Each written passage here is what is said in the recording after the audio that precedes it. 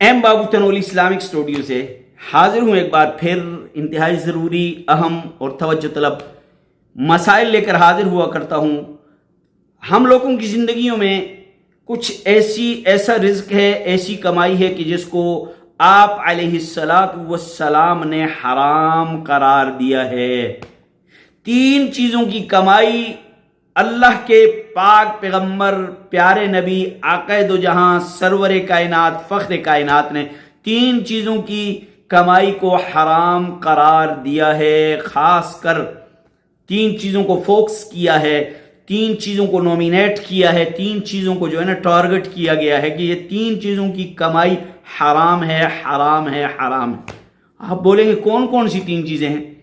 تو ایک صحابی رسول ہے، ان کا نام ہے ابو مسعود البدری رضی اللہ تعالی عنہ۔ وہ فرماتے ہیں کہ آقا دو جہاں نے فرمایا 3 چیزوں کی کمائی حرام ہے۔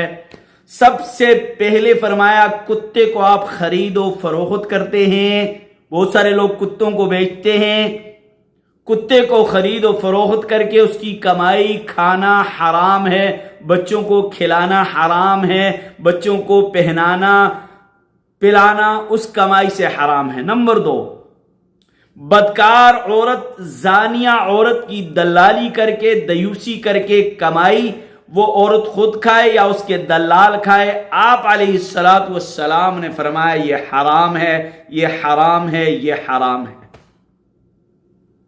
نمبر 3، کوئی کاہن یا نجومی جو غیب کی جھوٹی باتیں بتا کے لوگوں سے پیسے بٹورے، غیب کی جھوٹی باتیں۔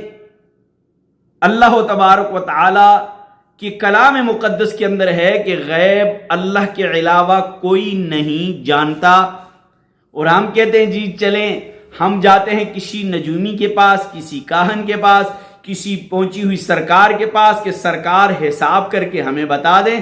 چکر کیا ہے؟ تو حساب کرنے سے کوئی چکروں کا پتہ نہیں چلتا، کوئی علم غیب کا پتہ نہیں چلتا۔ ہاں کچھ لوگ ہوتے ہیں جو دنیا میں گھومے پھرے ہوتے ہیں، تجربے کی بنیاد پر آپ کو کہتے ہیں، لیکن کسی نجومی کی کمائی، کاہن کی کمائی، فال وغیرہ نکالنے والے کی کمائی یہ حرام ہے۔ تو یہ 3 کمائیاں ایسے ہیں جو حرام ہیں۔ اگر آپ بھی کرتے ہیں تو ان کو چھوڑیے۔